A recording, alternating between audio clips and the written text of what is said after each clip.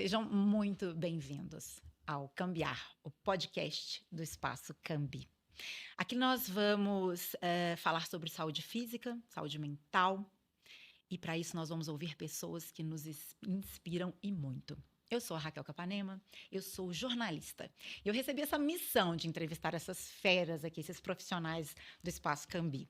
Neste episódio, que é o nosso episódio de estreia, pois é, gente, a gente quer que você entenda que tipo de solução e os tipos de cuidado que são oferecidos pela equipe multidisciplinar do espaço e como você pode se beneficiar dessa atenção exclusiva. Para falar com a gente, os fundadores. Eu estou aqui com a Mariana Sobreira Maciel, psicóloga clínica, mestre em educação pela UFMG e diretora da Escola Arte de Crescer. E também o Maurício Henriques Damasceno.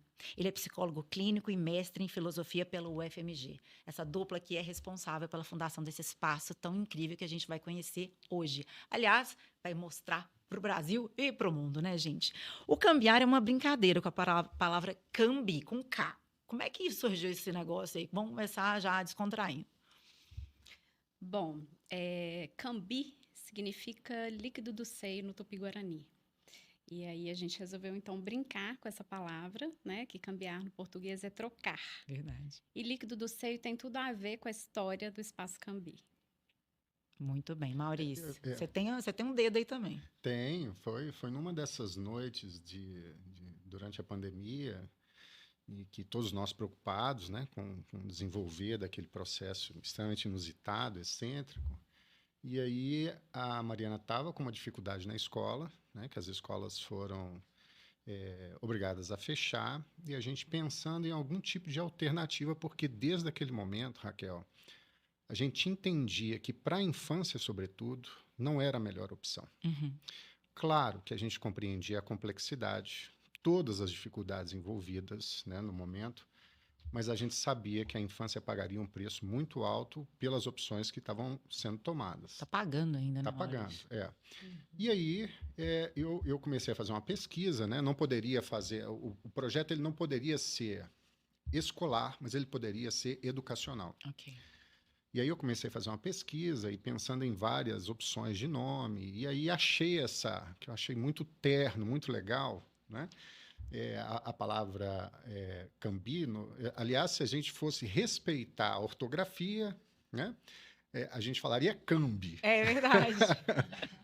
Mas, licença poética, porque foneticamente fica mais gostoso. Pai e mãe né? é que decide o nome de filho, gente. Então, aí a gente optou por esse nome e, mais do que pelo nome, pelo sentido. Claro. O sentido, ele é especialíssimo. E, naquele momento, assim, a gente entendia que precisava nutrir, não só de esperança, mas também de qualidade técnica, né? O público mais frágil em todas as situações extremas, que é a criança. Isso é muito disruptivo, você imaginar que muitas empresas elas fecharam na pandemia e vocês fizeram justamente o movimento contrário. Vocês foram numa contracultura e abriram esse espaço. Eu acredito que vocês tiveram várias dificuldades. Eu queria que você falasse um pouquinho disso. Bom, Raquel, nós, como diretores de escola, né, já fazíamos parte, começamos, na verdade, a fundar uma associação que hoje chama APEI, que é a Associação Pro Educação Infantil de Belo Horizonte, que várias escolas da rede privada da educação infantil fazem parte, né? Então, é importante lembrar desse ponto essencial da história, em que nós, diretores, nos reunimos para pensar soluções, né, muito mais no sentido da abertura, da preocupação, né, com diversas famílias que dependiam dessas escolas, as crianças, famílias, incluindo toda a equipe, né, seus familiares, todas as pessoas que estão envolvidas no processo escolar. E aí a gente se reunia com muita frequência online, né, e algumas diretoras foram abrindo o espaço extracurricular, porque a gente tinha o impedimento de abrir escola, mas o CNAE de atividade extracurricular, não. Então, foi uma deixa aí na legislação. Uma brechinha. Uma brecha, né? É uma brecha, na verdade, na legislação que a gente pôde criar, então, esse espaço. Então, em 2021, nós ficamos muito preocupados, porque eu já tinha famílias conversando conosco, porque a gente tinha um contato, né? A gente ir até as casas das crianças, né? Eu e as minhas funcionárias, a gestão da Arte de Crescer, íamos às casas entregar kits com alguns sinais, né, na tentativa, na verdade, não para manter o vínculo, mas na tentativa de manter o vínculo para essa criança pequena, né, de 0 a 6 anos. E aos poucos fomos escutando as famílias e percebendo que as crianças estavam adoecendo. Então, teve um caso em específico de uma mãe que o pediatra pediu para que ela procurasse uma escola que estivesse aberta. Eu não tinha, aqui em Belo Horizonte não tinha, né? Mas alguma escola que então tivesse o extracurricular aberto. E a Arte de Crescer não tinha. E foi aí que a gente teve a coragem esse insight de coragem, de verdade. abrir. Não foi fácil, mas hoje a gente tem a certeza e eu tenho um arrependimento de não ter aberto antes. Porque Mas vocês tiveram que criar também nas pessoas uma cultura que, apesar delas estarem naquele momento sendo bombardeadas pela palavra isolamento, vocês proporem algo que estava contra o que o poder público estava preconizando. E como é que foi esse trabalho? Passa muito pela questão da psicologia mesmo, né? Assim. Eu acho que era intuitivo, porque, do ponto de vista empírico, os pais estavam vivendo as dificuldades em casa. Né? Então, por mais que houvesse, né, uma panfletagem muito intensa sobre a gravidade do problema, indiscutível, a gravidade, os pais estavam vendo. A gente teve um outro adoecimento. Sim, assim, um colateral caríssimo do ponto de vista da saúde pública, do ponto de vista emocional, do ponto de vista físico, né? Embora eu não faça mais essa distinção física e emocional, tá tudo oportunamente integrado. A gente vai conversar sobre isso. Sim. Mas os pais viram empiricamente que não era sustentável aquilo. Então foi intuitivo, sabe, Raquel? Casou assim a discussão de grupos bem orientada, até do ponto de vista do direito. Legal. Né? A coragem de alguns diretores e a compreensão empírica dos pais de que não havia a possibilidade das coisas ficarem como estavam. Então, essa convergência de cenários acabou criando uma válvula de escape importante para a infância naquele momento. Isso a gente está reverberando, né? As crianças que não tiveram a oportunidade de ter essa assistência, esse olhar cuidadoso, que percebeu esse adoecimento, elas estão pagando um preço muito caro agora, né? Mesmo as crianças que se beneficiaram dessa abertura do extracurricular, Raquel. Teve um impacto, só que realmente não tem como não... Não, a gente recebia crianças aos 2 anos que não falavam mamãe. Batiam a cabeça na parede... Né? Tem casos assim muito delicados e que aos poucos, né, a gente foi vendo o efeito da socialização. Então, se nós psicólogos desesperados em casa, prevendo o que ia acontecer, né, ficamos um pouco na dúvida. Quando a gente abriu, a gente começou a se assustar, porque era muito mais grave do que a gente podia imaginar. Né? Agora, então, né, as consequências, né, dessas crianças que estavam pequenas e que agora estão mais velhas e estão vivendo grandes efeitos do ponto de vista emocional, escolar, como um todo. A gente tem uma geração inteira, sim, né, Mariana? Sim. E pais adoecidos, né? Pais que a gente recebe hoje na clínica. Esse era um ponto interessante, porque enquanto a Mariana vivia esse problema na escola e com a infância, eu vivi esse problema com os pais no consultório. Então, foram duas... Foi um projeto muito legal, porque, apesar do momento, porque a gente conseguiu acolher públicos que estavam vivendo um momento muito difícil, e sem a perspectiva de uma esperança de mudança a curto prazo. Né? Então, essas duas pontas, ela mudou completamente o nosso jeito de pensar e fazer psicologia. Eu acho que eu posso falar pela Mariana, o jeito de pensar e fazer educação. Eu não tenho nenhuma dúvida disso. Hoje, por exemplo, essa proposta, né, da multidisciplinariedade, da troca entre profissionais, ela é fruto direto desse momento que a gente viveu. Não é mais possível, no contexto que a gente vive hoje de saúde pública, de urgência de saúde pública, de fazer ou de oferecer serviços de saúde pública de maneira convencional. E entenda por convencional como sempre foi feito. O paciente procura, tem lá um filho que está com uma dificuldade de linguagem, de fala, procura a fono. E aí a fono faz uma intervenção, mas É multifatorial. O Exatamente. problema também é multifatorial, né? Por isso que ele tem que ser. A base da dificuldade, ela está numa série de montagens que escapa àquela prática. Uhum. Se esse profissional ele tiver inserido num serviço de rede, ou se ele tiver inserido num serviço multidisciplinar, a chance dele compreender o fenômeno com mais amplitude, oferecer uma proposta de tratamento mais assertiva é muito grande. E a gente entendeu isso e foi se incomodando com esse entendimento, que a gente não tinha um recurso, a gente tinha a ideia, mas a gente não tinha um recurso material para fazer isso. Recurso material que eu falo a Mariana estava trabalhando na escola, eu trabalhando no consultório, a gente trabalha muito e conversando várias noites, né? Várias noites conversando. Olha, a gente está vendo uma coisa, a gente precisa transformar isso numa prática, mas como fazer? Paralelamente a isso, enfrentando as dificuldades com as nossas filhas, né?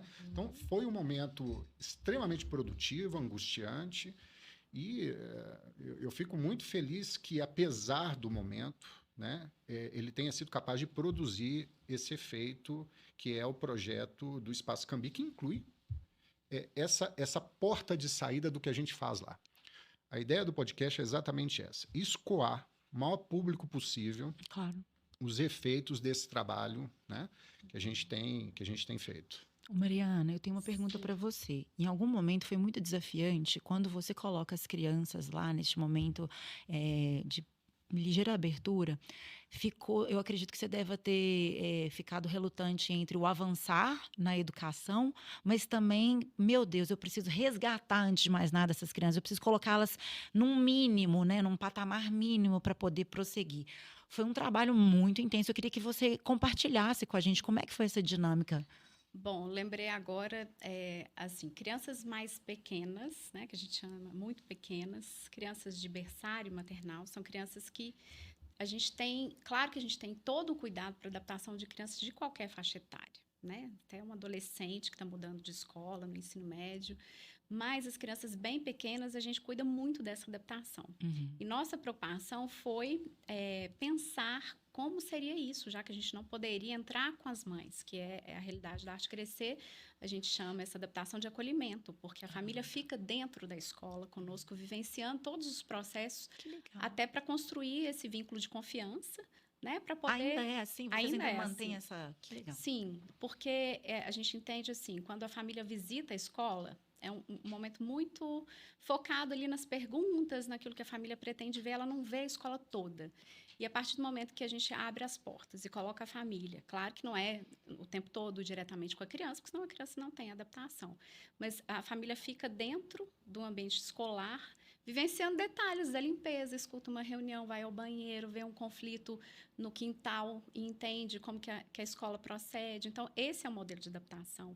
E foi muito difícil como que nós vamos lidar com isso, sendo que a gente não pode entrar com as mães, pelo menos as mães. E aí? E aí, foi uma cena até emocionante lembrar, que foi uma cena muito bonita quando a gente abriu o portão da escola, um portãozão amarelo, quando a gente, até arrepio, a gente abriu o portão da escola e as crianças correram para dentro da escola, as bem pequenas. E aí não houve adaptação de maternal 1, que é a criança de 1 aninho. Ou seja, já normalmente é aquele movimento contrário, a criança quer voltar para a mamãe. Ela foi não para fica dentro da escola. Na escola, sim, vai aos poucos, né? Mesmo a criança saudável, né? É um processo normal. Ela chega num ambiente estranho, primeiro ela vai identificar que ambiente é esse, e aos poucos ela vai, né, incluindo. Eu não vi, mas eu estou um pouco emocionada. Você não faz ideia de como é que foi. E aí foi uma surpresa. Eu lembro que eu tenho uma equipe gestora de psicólogas, né? Somos uma equipe grande, uma escola que pretende ser pequena, né, para manter esse atendimento individualizado. Qual o nome delas? Essa equipe é uma equipe muito especial. Maravilhosa. Então, faça as honras. Bom, então, vou fazer. Renata, Sara, Karina e Natália. Parabéns para elas. São psicólogas, né? Sara, pedagoga, Renata, pedagoga também. E a gente tem essa equipe maravilhosa que tem uma escuta muito ativa, uma escuta respeitosa, individualizada, né? E que acolhe as mães, as famílias de uma forma muito diferente. Então, era uma dor para a gente pensar que a gente não poderia fazer isso e que a gente teria um processo muito longo de adaptação, então. Uhum. E quando a gente abre os portões e as crianças correm para dentro desse quintal, elas estavam nos dizendo que algo mudou no desenvolvimento. né? Então, parecia bacana, mas hoje a gente recebe essas famílias e essas crianças que em 2021 estavam com 1 ano, e aí a gente fica muito triste por ter demorado a agir. Nós, pessoalmente, temos a clareza sim, de termos profissionalmente agido, né? Assim, eu levei a minha filha de 11 anos, né? Hoje tem 11 anos, mas na época, em 2021, ela era mais nova, e eu levei minha filha para uma manifestação. Não foram uma nem duas que nós fomos, e eu fui para a porta da casa do prefeito e falei no microfone, nós gritamos para o bairro, né? Pedimos para o prefeito descer, que as crianças estavam adoecidas, qual era a resposta diante disso. Foi um movimento de escolas abertas, mas não fomos ouvidas. E agora, ouvidos, né? E agora a gente está aí colhendo, né, o resultado disso. Eu não estou falando só da minha escola, da nossa escola, não estou falando das escolas da APEI, que é a nossa associação, eu estou falando de todas as escolas, não só de Belo Horizonte, né? Essa semana fizemos reunião de pais com a escola da minha filha, a orientadora educacional de uma grande escola estava se queixando, né? Assim, nossa, o que a gente está menos lidando agora é com problema de aprendizagem. Nós estamos lidando com questões emocionais na escola o tempo inteiro, né? Então, é muito sofrido, é muito doído, é silencioso, mas nós dois temos a clareza como pais, educadores, psicólogos, que a gente não se calou, que a gente não ficou quieto em casa, tomamos todos os cuidados necessários. A gente não está falando de março de 2019, sim. né? O ápice. Nós estamos falando... Já em 2021. De um sofrimento enorme, de uma angústia, de uma inquietação que nos mobilizou a agir, né? E acho que isso é parte nossa, da nossa história, né? Somos colegas, psicólogos que conversamos muito sobre tudo isso, mas nos sentimos impotentes, né? Diante de uma legislação que não permitia. E como um cidadão e uma cidadã, vocês também foram fazer a necessidade, né, que a clínica mostrou para vocês e alertar o poder público. Mas né? eu penso que era bastante compreensível, né, que as indefinições gerassem isso, e não tem jeito, assim. Toda vez...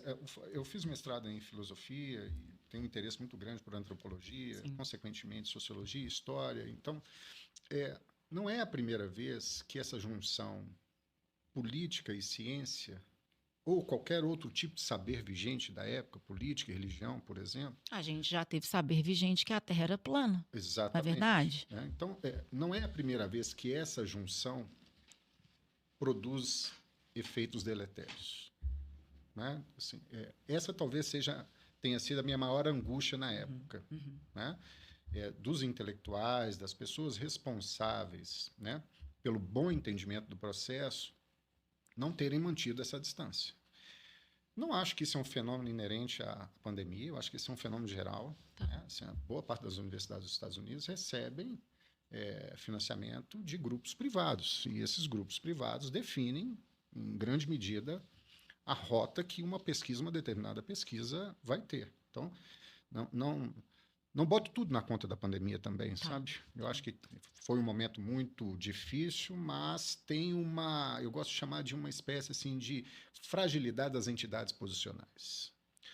Nosso sistema de referenciamento, né, nosso sistema simbólico de referenciamento, as pessoas que são capazes de bater no peito e falar assim, não, confia, eu vou fazer, tenha paciência, esse tipo de postura está em fracasso, está em falência. Entendi. E aí, obviamente, que há um reflexo de cascata, né, no campo das relações mais comuns. Eu acho que a pandemia é um momento que escancarou isso de uma maneira muito difícil para todos nós. Até porque hoje, ao analisar, a história não se trabalha com si. O que foi, foi.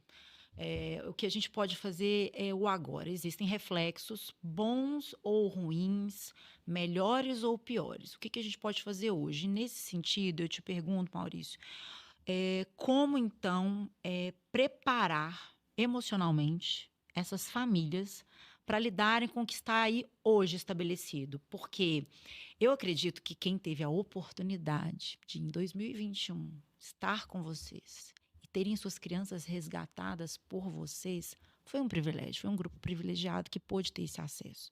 mas teve gente que não. E nós estamos convivendo neste mundo com diferentes grupos nesse sentido. Como é que está hoje mais a queixa? Porque, felizmente, somos seres coletivos, estamos todos numa coletividade, e foi isso que foi tão caro para a gente, né? A negação dessa troca entre as pessoas. Como é que você está trabalhando com esses pais hoje, né? Dessas crianças que hoje lidam com crianças que não tiveram essa mesma oportunidade?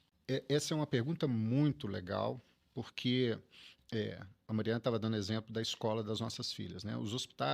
As escolas têm se transformado, assim, sem querer, numa espécie de unidade de saúde.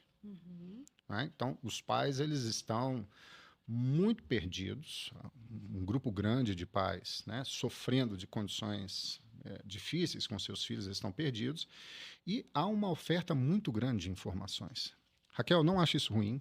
Também não é a primeira vez que isso acontece. Eu até como comunicadora, eu tenho as minhas restrições em relação à quantidade de informação, não quer dizer qualidade de informação. Não, mas olha só, por outro lado, obriga o indivíduo a ser mais responsável com o que ele escuta. Então, esse movimento de pluralidade das informações, ele cria uma exigência sobre nós. Assim, quem é que eu escolho? Quem é que eu escuto?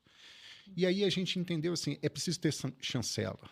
Não basta só dizer, você precisa ter chancela. Aí a gente começou a estudar. Claro. Começamos a estudar, começamos a buscar informações em lugares, né, que poderiam, a gente sabe que tem chancela que poderiam nos ajudar, e a gente começou a criar uma forma de acolhimento muito mais aberta. Então, hoje, se o meu paciente, por exemplo, uma mãe de uma criança com alguma dificuldade que ela não identificou, muitas vezes ela chega num consultório achando que é uma dificuldade dela. Ela não sabe criar. Mas o menino, ele tem, o menino, a menina, ele tem, assim, um comportamento que está deslocado do ambiente dele. Não vou dizer atípico, porque essa palavra tem, né, uma especificidade no campo da ciência diagnóstica, mas o menino, ele tem lá uma dificuldade. Ele não dorme, por exemplo. E dormir é uma função neurovegetativa. Se você não dorme, tem alguma coisa errada com você. E essa mãe que procura terapia porque está se sentindo deprimida, sente que ela começa a fazer um relato mais genérico da sua dificuldade. Antes, eu ficava nesse relato genérico e escutava. Era uma escuta assim, muito mais psicológica. Hoje eu me interesso por toda a dificuldade dela. Se ela falar que tem uma dor, eu pergunto como que é essa dor. Essa dor percorre o corpo? Onde é que está essa dor? Eu me interesso. Se ela fala assim, não dormi essa noite, eu pergunto para ela por que ela não dormiu. Então, você acaba chegando em pontos de problema e dificuldade que numa escuta convencional psicológica, eu posso estar enganado, tá? Eu estou falando da minha forma de trabalhar, obviamente, colegas que já trabalhavam assim, eu passei a identificar. E aí, quando você se depara com um problema que está no esquema familiar, e você sabe que aquele problema tem uma influência direta nas condições que a mãe está apresentando, você vai ser omisso? De jeito nenhum. Pois é. Essa é a mudança mais essencial na nossa forma de trabalhar. A gente começou a se interessar pelo paciente, do ponto de vista técnico. A entrevista abriu, né? As primeiras entrevistas ficaram muito mais abertas. Um paciente, por exemplo, fala assim, eu não estou comendo muito bem. Assim, você vai ao banheiro quantas vezes por dia? Pelo menos, tem gente que não vai ao banheiro, né?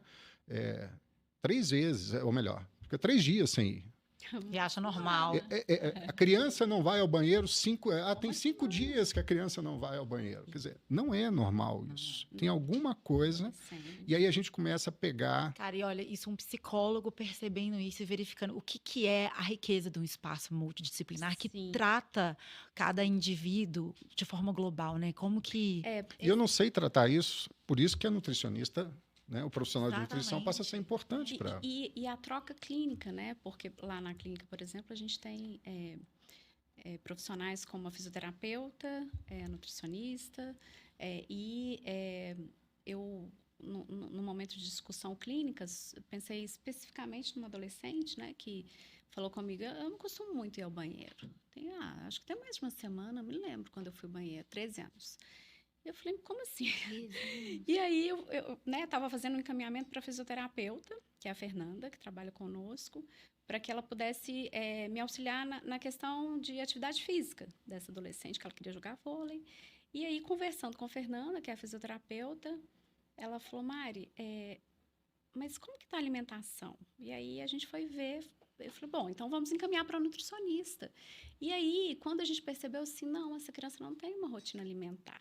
Não tem rotina Não aos tem 13 uma anos. rotina alimentar. Não tem a ver com descuido, uma família extremamente cuidadosa, né? É Chegou, falta de orientação. essa família chegou para o Maurício me encaminhou por se tratar, né, de um caso de uma adolescente menina de 13 anos. E aí eu falei, bom, então vamos encaminhar para a Camila, que é a Claro. nutricionista.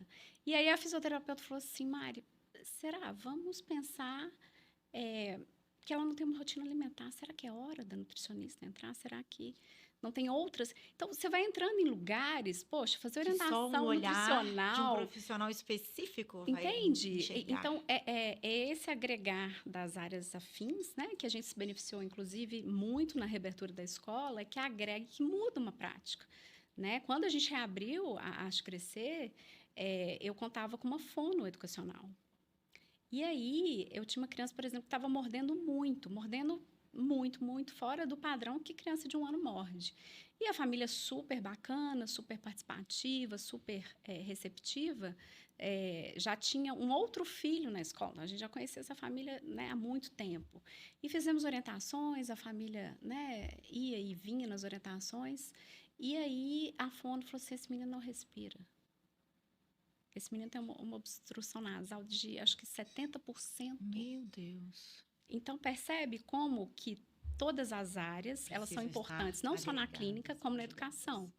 Né? Esse movimento delicado que a gente está vivenciando, de uma necessidade de psicólogos ou psicopedagogos nesse papel de orientador educacional nas escolas, em função de tantas demandas, mas, por outro lado, agrega muito.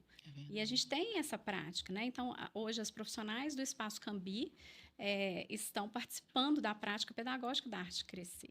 Então, né? acho que para uma família que assiste, né, que está aqui com a gente no podcast, dá um calorzinho no coração, falar, meu filho vai estar assistido em todos os elementos que ele precisa, e eu também como pai, como mãe também, né, Maurício, porque eles precisam desse respaldo, a família tem que participar. Eu acho que está muito claro isso no espaço de vocês, né? Sim. E às vezes eu noto que algumas famílias não querem, elas querem realmente delegar para vocês. Como que a gente lida com isso? Delegar a responsabilidade da criação, da educação e de toda a formação da criança e do adolescente. Como é que a gente faz? Que não é bem por aí, né? Olha, esse tipo de família, assim, em algum momento já sinalizaram a inadequação desse formato de educação. A escola já deve ter sinalizado. E, assim, pelo menos o público que eu recebo, Raquel, quando eles escutam da escola, ou de um amigo ou de uma amiga, que alguma coisa que eles fazem não está adequado, imediatamente esse público que eu atendo, eu não tenho dúvida disso, eles começam a se perguntar o que está havendo. Né? Então, no momento que você começa a se perguntar o que está errado, você abre um espaço muito importante de auxílio e ajuda. Então, é muito importante que essas pessoas estejam, assim, os ambientes de formação técnica, de amparo, cuidado, isso inclui escola, hospitais, eles passaram a ter essa necessidade, sabe? A gente pode chamar de orientativa, pedagógica, dê o nome que quiser. Nesses ambientes, as famílias precisam contar com esses ambientes para entender o que não está funcionando bem. E a maioria, eu acho que, assim, claro que tem gente que nunca esperou ser mãe e nunca esperou ser pai. A gente planejou, mas tem gente que não acho que isso... Não vamos glamourizar isso, né? A paternidade, a maternidade. Mas a grande maioria das pessoas, quando entendem que alguma coisa não está funcionando, buscam ajuda. E é um momento muito especial, porque se você está fragilizado, você está aberto à mudança, né? E aí a gente consegue dirigir essa mudança de uma maneira muito habilidosa, incluindo outras áreas. E, às vezes, eu vejo muito Mariana fazendo isso, a própria escola. Mariana vai às escolas, as escolas entram em contato. Né? Então, é um tecido muito interessante que está se desenhando. Ele já existia, mas acho que ele era menos explorado, né? Mas é um tecido muito interessante que tem se desenhado no campo da educação e saúde. Era menos demandado, inclusive, né? Assim, quando a gente atendia criança na clínica, é sempre importante, sempre foi importante que a gente veja essa criança no espaço escolar, né? Você faz essa Minimamente. visita, esse acompanhamento? Né? Fazíamos essa visita, hoje as escolas se adaptaram no modelo de reunião online. Né? Então, é uma sessão online Isso com a ficou da escola. pandemia.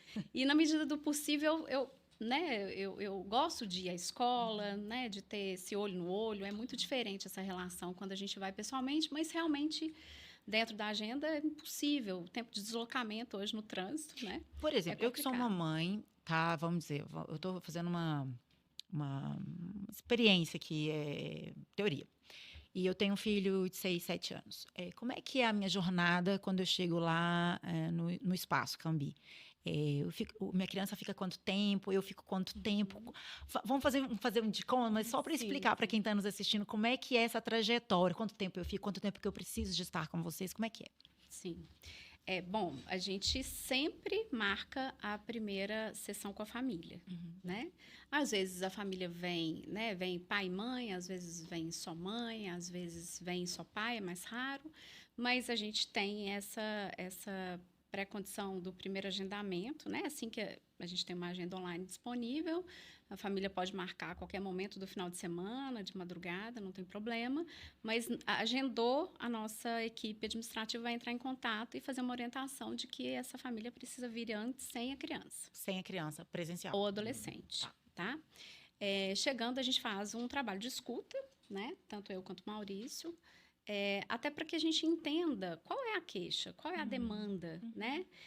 Eu tenho várias pacientes mães hoje que eu nunca conheci os filhos. Porque...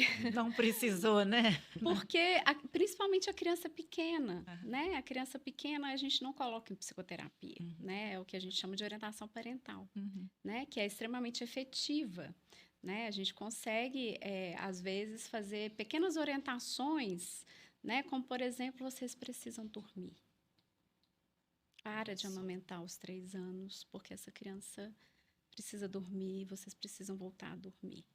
E aí é muito interessante, né, que a gente conversa, discute, porque eu poderia prolongar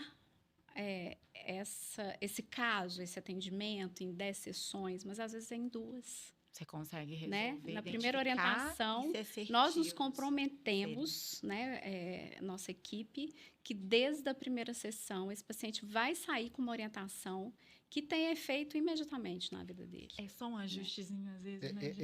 Essa é uma... Mariana falou de uma espécie de princípio para nós. Ok. Cada sessão é uma unidade informacional. A pessoa tem que chegar e sair com alguma coisa que possa fazê-la compreender o que ela está vivendo. Em algumas sessões, 1 ou 2, a pessoa consegue escutar algo e orientar lá de uma maneira mais ou menos habilidosa, né, o que ela está vivendo, enfim. E, às vezes, na maioria das vezes, se dá em mais tempo. Mas esse é um critério para nós hoje, sabe? Então, isso escapa, por exemplo, o campo comum da psicologia, que normalmente tem uma caricatura, né, do terapeuta mais escalado, que fala Só pouco, escuta. que fica fazendo... Vocês fazem mais intervenções, vamos dizer o tempo todo. O tempo todo, claro. Eu tenho medidas, né, parâmetros, por exemplo, paciente mais angustiado, né, assim, já com diagnóstico de depressão, esse não é um paciente que a gente pode deixar ele ficar internalizando demais. Claro. Então, essa sessão ela tem que ser uma sessão voltada mais para a relação dele com o mundo, com os comportamentos, né? Então, cada sessão vai produzir informações que podem, ao tempo do paciente, ajudá-lo a lidar com o que ele está vivendo. A Mariana está falando da porta de entrada. Você perguntou sobre a porta de entrada, como é que é. Às vezes não é a criança que chega primeiro. A mãe chega. Já tive pacientes que chegaram, né? E estão com dificuldade de dormir, bebê novo, e aí, em algum momento da entrevista, eu pergunto para ela assim, olha, mas, o que determina o ciclo biológico do bebê? É a casa de vocês, você e o seu marido, ou é o contrário? É o bebê que está determinando? Isso está acontecendo muito. Muito, é importante. Assim, quem tem que entrar no ritmo é o bebê. Claro que ele vai fazer isso com todo o suporte necessário. Aí eu me lembro que ela falou assim, mas o médico disse que tem que ser demanda livre, mas o médico não está aí. Ele não vai dormir nem botar vocês na Ai, cama. tremendo. Quem sabe a gente maneja um pouquinho com o que o médico disse. E aí ela começa, muito Ela fica lentamente, refém, né, a entender que ela pode. É questão da vulnerabilidade, né? Qualquer coisinha que a gente ouve, a gente acha que é uma verdade imutável e aí fica com medo de fazer diferente e dar algum BO. Só que o BO tá lá. O BO vem, né? Assim, quando você perguntou como que estão as famílias, como Sim. que chegam, o que eu mais tenho recebido são famílias que têm muito acesso à informação, não ao conhecimento, que estudam muito, que se preparam, fazem cursos de pais, que estudam todo tipo de Esses são os mais difíceis, educação. Mariana? Não, Até que não? eu não tenho, não acho nenhum pai difícil. Ah, que eu bom. acho, Que eu acho ótimo, uma sem delícia julgamento. acolher, ajudar, você vê o efeito, a gratidão das pessoas né, no último ponto, a mudança da criança, né? Que aí parece mágica, né? Você intervém na família, a criança muda, né? A criança pequena. E a gente tem recebido, né? E aí eu vou dar os créditos à minha coordenadora pedagógica, uma delas, que é a Sara, que ela falou assim, estamos vivendo um momento de disciplina permissiva e não positiva. Interessante E aí eu falei, isso. poxa, como Faz isso muito define. sentido. Boa, Sara. Porque é a confusão de uma educação respeitosa, acolhedora, né?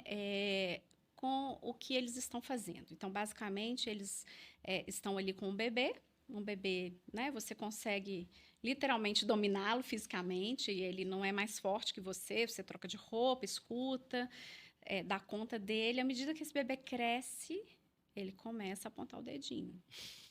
Ele começa a fazer assim, e aí os pais se assustam, não está funcionando, então a educação respeitosa, positiva aqui em casa, o que está acontecendo? Nós começamos a falhar? Não. Mas esse bebê entendeu que ele bota o dedinho na frente, daí para ele dar um tapa, é assim. E ele dá o tapa, e ele começa a bater, ele começa a dominar, e esses pais começam a sofrer achando que, poxa, então essa educação respeitosa não está funcionando aqui em casa. Então vamos procurar um profissional e chega lá em casa. Chega é uma casa, chega lá em casa, né? Também, na nossa a gente, casa. como pai e mãe, a gente erra muito, a gente erra horrores. Erra e se acerta. permite E busca aquilo refletir que sobre, realmente... né? Bom, então o que vamos fazer daqui para frente como mais positivo, Verdade. né? É um ato falho aí, usando o termo dos canais, porque eu tenho vários momentos em que eu não dei conta como mãe, e isso aparece o tempo todo tá no tudo atendimento. A vulnerabilidade, eu sou humana, eu sei, eu tenho uma experiência, eu tenho uma escuta, né? Tanto na educação quanto na psicologia, mas eu sou mãe. Você é humana. Mãe que já não deu conta de lutar com esse corpo de 4 anos, porque chega 3, 4, começa... não está funcionando essa educação respeitosa? Não. É porque o filho começa a ficar forte, ele começa a te bater, ele começa a te enfrentar. Isso tem a ver com a constituição do eu, que é o desenvolvimento saudável da criança. Eu falo assim, opa, peraí, vocês não vão me mandar fazer nada. E funciona. E com criança não é automático, é preciso de uma repetição mínima. Sim, então eu não tenho nenhum problema em dizer que uma vez eu coloquei minha filha aos 4 anos para tomar banho de uniforme da escola. Era um grande desafio chegar, botar para tomar banho. E aí eu precisei dizer aqui, quem manda sou eu. Né? Você com é a muito autoridade, respeito, por amor. Né? Eu não bati, eu não apertei, eu não dei né? Mas eu peguei, bom, eu não consigo lutar com aquela centopeia, com aquele peixe ali escapulindo, né? E aí eu falei, bom, então ela não vou conseguir tirar esse uniforme, e ela vai tomar banho. E eu botei. E hoje ela lembra. Nunca mais esqueceu. Essa cena, até hoje dessa né? cena. E a gente conversa sobre a cena, falar. até para a gente entender, assim, tem posturas que a gente precisa tomar. Então, os pais que chegam com essa queixa de não estar funcionando, eu estudei tudo sobre disciplina positiva, educação respeitosa, não funcionou, parou de funcionar. Aí eu brinco, às vezes, assim, não parou de funcionar. Pode voltar para o trilho. Porque apenas dormir, tirar a amamentação da noite aos 3 anos, porque essa criança de 3 anos já não precisa dessa amamentação, ela tem outro significado. Vocês precisam voltar a dormir, vocês precisam voltar a ser um casal que convive, e essa criança precisa entender que ela é parte dessa casa. né? Então, às vezes, uma orientação nesse sentido tem todo o efeito que a gente espera que tenha. Às vezes demora um pouco mais, às vezes tem famílias que escutam mais rápido, mas isso é o que mais tem chegado na minha clínica. É essa sensação de que estou falhando. Estudei, me preparei, porque eu tenho acesso a diversas informações, mas eu estou perdido. E aí você vai acolher, Porque na teoria é uma escutar. coisa, a prática ela é muito individual, né? De cada família, de cada dinâmica ali. Sim. Né, assim, o saber não significa saber fazer, Claro. né? Acho que Falando em saber fazer, eu tenho uma pergunta que é, e fazendo um paralelo com o nome do espaço, Cambi, que tem a ver com leite materno e tal. E eu já ouvi de uma pedagoga que o bom pai e a boa mãe, eles cuidam do filho para que ele seja independente desses pais. Que ele não precise depois do pai. Esse é o melhor filho, não é aquele que vai criar para ser eternamente dependente. O espaço Cambi é mais ou menos por aí. A gente, às vezes a gente entra e a gente sai, essas, tipo, dão um alto, assim, a ideia é essa, vocês querem criar essas famílias para o mundo, para elas serem autossuficientes, autônomas? Claro. Esse é um parâmetro importante para mim como pessoa, é um parâmetro importante para mim como profissional, falando por mim, Claro. embora eu saiba que para a Mariana também, e é um parâmetro importante para o que a gente faz lá. Ótimo. Né? Essa frase, se não me falha a memória, tem uma psicanalista francesa, Colette Soler, e que ela fala isso: o bom analista precisa se tornar desimportante. Né? Que é uma variação dessa frase. E que ela é A minha é certíssima. tupiniquim, desculpa. Mas é perfeita, porque se tudo deu certo, a criança fica autônoma. É isso que a gente quer. Do ponto de vista físico, aí eu vou fazer mais uma vez essa coisa meio cartesiana que não funciona mais, físico, emocional, né? Você falou que você ia voltar a falar sobre isso, então eu tô te oportunamente. A autonomia, ela implica em ganhos físicos, emocionais e comportamentais. Né? A criança, ela entende a posição dela no mundo. E aí, Raquel, tem um aspecto muito importante que eu acho que a Mariana tem mais capacidade para falar disso do que eu. É que a escola tem um papel fundamental na autonomia, no desenvolvimento da autonomia. A escola, muitas vezes, protege a criança, inclusive dos próprios pais, desse excesso de proteção. Ótimo. Né? Dessa postura de cluster que os pais têm em relação às crianças, Sim. às vezes. Né? Então, a escola diz para a criança que se sente muito especial lá no meio dos pais, assim, não, aqui você é comum. Você é especial, mas você é comum. Essa essência é muito importante. Para viver em Eu comunidade. tenho muita experiência com isso lá, das crianças assim que chegam com comportamentos muito individualizados, muito egocêntricos e que em poucos meses essa criança já está trocando o brinquedinho, já está compartilhando comida, pondo a comida na boca do outro, né? Então, agora, a gente está vivendo, Raquel, um momento muito delicado no Brasil na educação. Que é?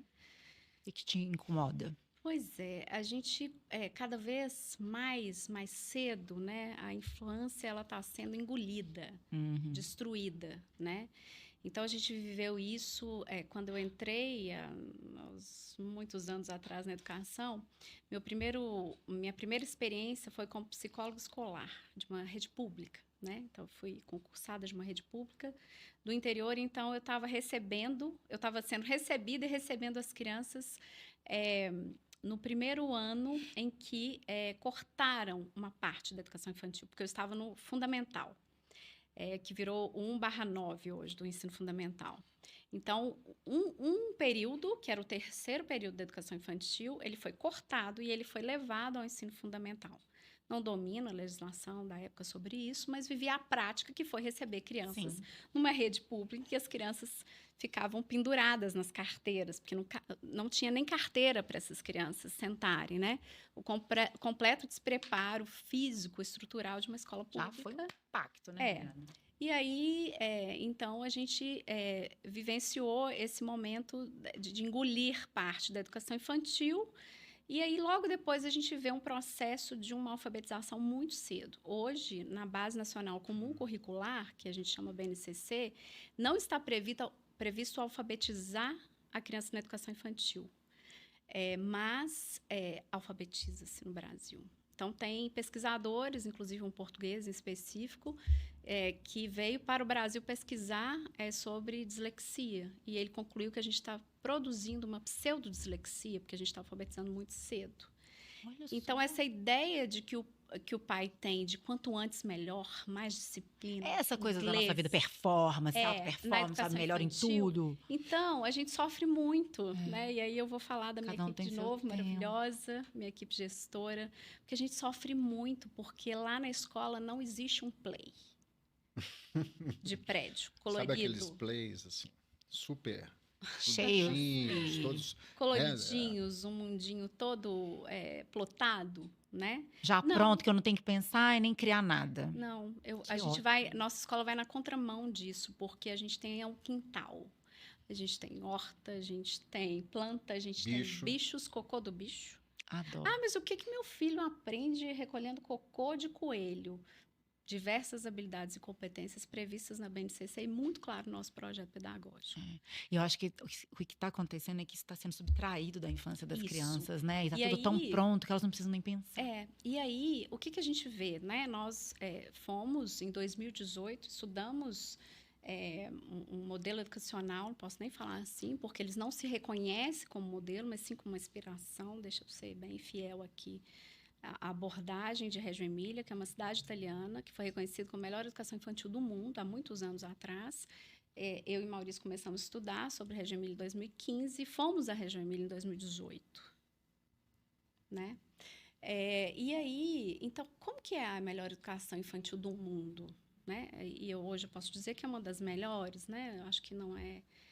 A melhor depende de quem disse, quem reconheceu, mas a referência que a gente tem de Reggio Emília são escolas naturais, em que as crianças aprendem com o contexto natural. Ótimo. Né? Lá na escola, por exemplo, hoje a gente tem um manacá, que é uma árvore que dá 3 tons de flores maravilhosa, e que é o laboratório de pesquisa das crianças do Maternal 3 agora no 2º semestre. Por quê? Tá lá linda, verde, toda...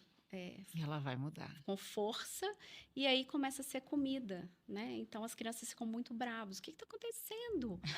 Ai, meu Deus, essas lagartas malvadas comeram o nosso manacá. E aí, elas começam a perceber que começa a acontecer um pendurar na escola inteira. Gente, na escada, na janela, no manacá, para todo lado começam a surgir casulos. Né? Então, a partir disso, claro que a gente tem todo um referencial teórico que embasa essa proposta pedagógica, essa pesquisa infantil, né? com as lagartas, o manacá. Tem até a Lagarta Comilona, que é um livro que eles adoram. A gente começa a usar esse livro e começa esse projeto de pesquisa a partir daquilo que está vivo na natureza, lá fora, na vida. Então, é uma aprendizagem significativa as crianças perceberem. E aí a gente leva esses casulos, essas minhocas para um terrário na sala de aula e as crianças pesquisam. E aí, depois, quando vira borboleta, a gente devolve ao manacá. Então, esse processo que é natural, vivo, do manacá, das borboletas, do cocô do coelho, que as crianças recolhem, da planta, da melancia que a gente plantou, e aí veio o feriado e a gente não aguou, então ela murchou e não nasceu, ela morreu. Né? Esse processo vivo é uma das aprendizagens que a gente vivenciou lá em Reggio Emília, em 2018, né? Que a gente conheceu, porque a gente estuda até hoje, e que o Brasil simplesmente caminha na contramão. E aí eu estou falando da Itália, Claro. né? E aí eu posso falar da Finlândia, eu posso falar de outros modelos educacionais Portugal em que tem está uma proposta arrojada se também. retirando Mas a que bom tecnologia. que vocês são resistência neste ambiente que está querendo ficar árido. E aí a gente, então, começa a perceber que as melhores educações estão usando de tecnologia, sim, Ótimo. mas estão retirando telas dos adolescentes, né? Então, o Brasil está começando a colocar agora. Este ano mesmo foi definida. Esse é um ponto muito legal, porque a tela, a gente também não vai dizer que a tecnologia não é legal. Não. Né? Reggio Emília usa a tecnologia o tempo todo. Só que a gente precisa de ter tecnologia ela é uma sustentabilidade aí nessa relação. ela é né? suporte para as relações analógicas. Uhum. Ela não é um fim. Então, as relações digitais, elas não absorvem a relação analógica. Então, esse contato com a folha, esse contato com o bicho, né? Está muito preservado na proposta deles. Preservado e cheio de experiências. Gente, a gente tem muita experiência ainda para compartilhar. Hoje foi o primeiro episódio. É um episódio que está dando start para essa amplificação desse trabalho, da experiência que vocês proporcionam. Então, para a gente encerrar esse primeiro episódio, eu não vou fazer um convite. Eu vou deixar para Maurício e para Mariana para fazerem um convite para que as pessoas possam conhecer esse espaço e conhecer mais sobre vocês, além disso que a gente tentou condensar aqui. Maurício. Bom, esse convite, eu não sei se eu devo falar isso agora, porque a gente está planejando um workshop. Bom, já falei. Pronto, falei. A gente está planejando um workshop, né, de apresentação dessas propostas e também do resultado que a gente tem tido. A gente tem acreditado muito que se você der informações para as pessoas, elas aprendem a se responsabilizar pelas informações e elas se emancipam, né? Então, esse é um princípio que a gente conversou aqui o tempo todo. Sim. Então, parte do nosso projeto, além de fazer o que a gente faz na escola e na clínica, é transformar toda essa produção em um conteúdo. O podcast é uma das etapas desse projeto, né? Mas certamente virão outras, a gente tem discutido o formato disso. Muito provavelmente a gente vai fazer um evento, convidar algumas pessoas, já deixo o convite aberto para você. Convidar né? outros profissionais aqui, né? Falar, os profissionais da clínica, os profissionais da escola. Que serão super bem-vindos. E eu acho importante a gente pensar, né, assim, nessa forma clínica que a gente tem construído lá no Espaço Cambi, tem a ver muito também com a noção, né, tanto da saúde integrativa, mas a gente discute muito isso, acho que a gente não falou aqui, sobre essa noção de integrativa nos incluindo, né? Nós somos parte disso, né? Então, a nossa história, a nossa vida, eu sou mãe, Maurício é pai, nós temos uma história que integra, né, esse momento em que há o atendimento, né? Eu sou formada do ponto de vista clínico na psicologia humanista, e o Carl Rogers, que é um psicólogo extremamente importante para a gente, ele fala que toda relação acontece de pessoa para pessoa, né? Tanto no consultório quanto em todos os outros ambientes profissionais, empresariais, etc.